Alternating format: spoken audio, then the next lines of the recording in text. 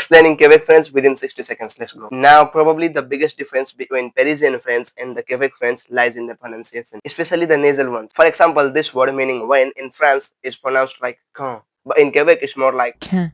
and in some words like tête, fait, or père, the first E is pronounced more like I.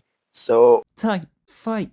Pyre. and consonants are mostly the same, but some consonants like the and the, followed by vowels E and U, often become affricates like ts or z. So the word for you, tu, becomes more like, Tu. and the word they becomes more like. Dire. There's obviously some more differences in pronunciation, but of course I can't explain all of them within 60 seconds. Now, grammar. There's not that many differences in grammar between these two dialects of French, but one interesting difference I found is the way of asking a question. They use this question particle tu. So instead of saying tu viens, like are you coming, they say like tu viens tu. And now let's talk about vocab. In Canadian French, they tend to translate English words literally, like word by word. For example, toothpaste in France is dentifrice, but in Quebec it's Patata. literally paste for teeth. Some more examples include Avoir du fun. Ça fait du sens. Je suis tombé en amour avec elle. this one's interesting. Like in France, if you wanna say I fell in love with her, you use the expression je suis tombé amoureux d'elle. Word for word, it's like I am fallen in love of her. But in Canada, it's like je suis tombé en amour avec elle. I am fallen in love with her. This phenomenon where you translate some expressions word for word